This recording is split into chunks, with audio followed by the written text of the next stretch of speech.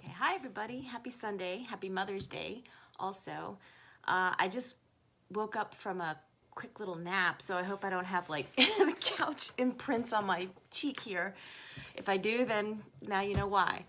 But anyway, I had a lot of response from the video that I shared last Sunday, and people saying that they wanted me to kind of do these things regularly. So I figured I'd jump on and talk about what I went through today with my mind when I was running 8 miles on the treadmill. Yes, I had another 8-miler this morning, and on the treadmill is doubly tough because it's really mindset. My mind was trying to be the boss of me, and I don't like that. And I've worked really hard to make sure that my mind knows its place and knows that I'm the boss. So I wanted to walk you guys through a little bit of how I talk to myself through, especially mile 4, which for me is the mile that I struggle with. That is my Achilles heel mile, if you will, mile 4 and mile 6. But anyway, I started this morning. I didn't want to run because it's Mother's Day, and I kind of woke up late, like 8 o'clock, and I was just enjoying my day, and I wanted to have coffee and just have a chill day. And I was like, this is how you start talking yourself out of things. When you start with that little thought of, you know what, I don't really need to do this today, do I? I just want to have fun.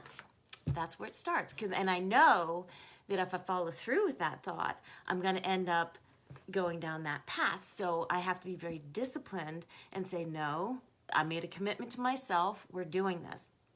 And then my mind is like, oh, okay, well, maybe we'll just run 5 miles. And then I'm like, well, we'll see. So get myself into the gym and get on the treadmill, and we'll see how far we're going to go. But in my mind, not my mind's mind, in my mind, I really wanted to run 8. Because I ran 8 last week, and I'm kind of on a roll, and I've worked really hard to get, this conditioning back up. And so I got on the treadmill, and I'm going through mile 1, and I'm getting warmed up, and I'm feeling good.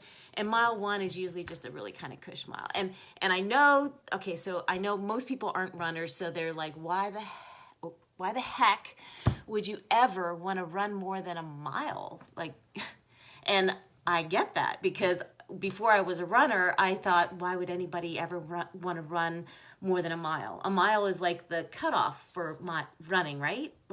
Because in school we didn't run more than a mile. So my perspective was very narrowed to a mile is it. And then when I did start running more, just in the past, 10 to 15 years, I realized that my body could actually do 3 miles fairly easily. And so to continue challenging myself, I got into those 10-miler runs. So anyway, backing up to mile 1. Mile 1 is like just a warm-up. Again, perspective from a runner's thinking. And then mile 2 is like, yeah, okay, here I'm getting into my pace. By about the end of mile 2, I'm like, yeah, I've got my groove. I've got it. This is the tempo. I could keep running like this for 10 miles easy. And I'm not kidding. That's the tempo that I would use to run straight 10 miles. And not really feel winded or anything. And then comes mile 3. And I'm still going, and I finish mile 3, and I'm like, oh crap, this is mile 4. This is where it all starts falling apart in my mind, because mile 4 has always been the mile that has been my struggle. And so today I was really paying attention to why does this mile have so much power over the way I think? And I could start feeling like when mile 4 kicked in, I was like, it's just a mile. It's not even a thing. It's just an act that your body is doing. How does this have so much power? So what was I telling myself? You can't get through mile 4 without having to do the Bud's shuffle, which is, kind of slowing down, letting your arms hang, and almost dragging your feet, but at the same pace, so that your body is very minimally exerting effort. And so it was telling me, you've always done it this way. This is the way this mile's going to be. Come on. And I could feel my body start getting tired just from that one simple little thought.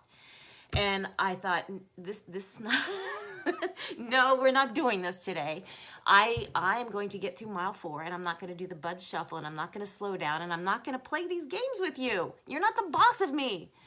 So I had this little conversation with my mind, and telling it who's who and what's what. And you know, I had to back it up with facts. Last week, I said, you know, I ran 8 miles. I can do this. I've got the conditioning. I said to my mind, backing it up with another fact, I'm in the best condition of my entire life. I've never been able to run this well with minimal effort. So why would mile 4 make it difficult for me? Because my body actually was keeping up the tempo while my mind's having this conversation. So it really is mind over what your body, I want to say matter, but you know what I mean. Your mind is affecting the way your body is reacting or performing. Better word for it, performing.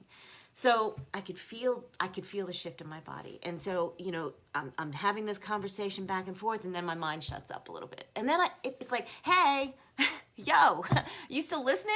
I'm like, I was trying not to. So I have a little chat again, like telling my mind, no, I'm doing this. You just sit back and watch.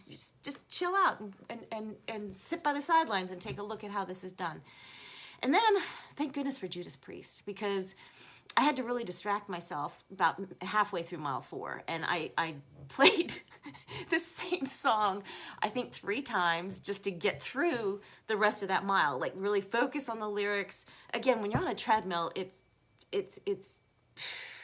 not like you can distract yourself with, you know, oh, there's a dog running over there, or, you know, it's the same people working out in the gym, and you're doing the same thing on the hamster wheel. So I listened to that Judas Priest song, I think 3 times in a row, but it distracted me enough that I wasn't paying so much attention to that little hello, are you listening to me? I'm talking here, and I just kept powering through.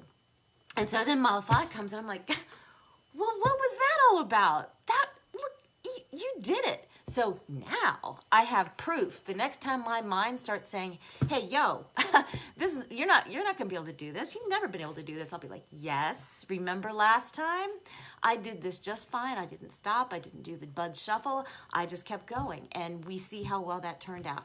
So then I'm cruising through mile 5, and I'm feeling good, and mile 6 hits, and that's the same thing. And I'm like, oh, you've got to be kidding me. Oh yeah, mile 6 is the struggle one too. Same thing. A little bit harder though, because I was getting tired.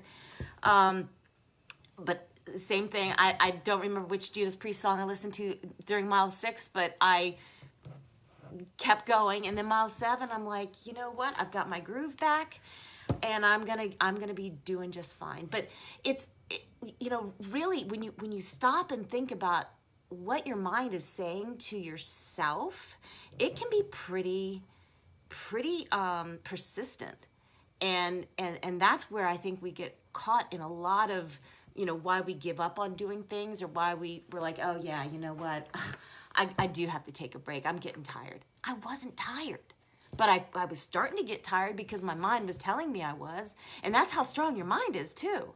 So, but you are not your mind. And that's the difference. So I really wanted to make sure my mind knew who was boss. So I was very persistent in talking back to it. And, you know, like, but you know what? The other thing I noticed, my mind was not saying bad things to me. It was just being a little pain in the butt, you know, just bugging me.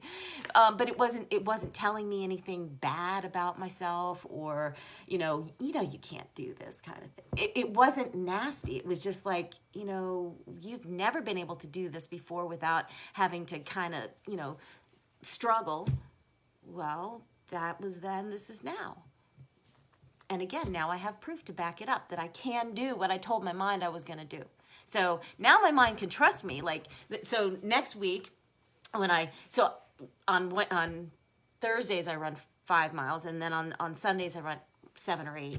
And so next Sunday, I'm curious to see what's going to happen with me and my mind during mile 4, because now it knows I mean business, and I'm not listening to it trying to be all bossy and stuff with me.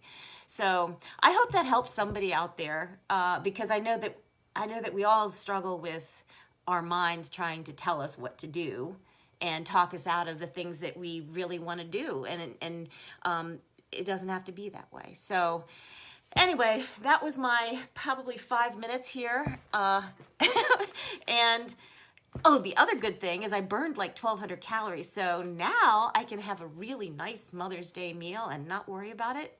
Not that, that's a reward system with food or anything, but hey, every little bit helps, right? So again, happy Sunday if you're not a mom, and happy Mother's Day if you are, and I hope you have a wonderful week. Talk to you soon. Bye.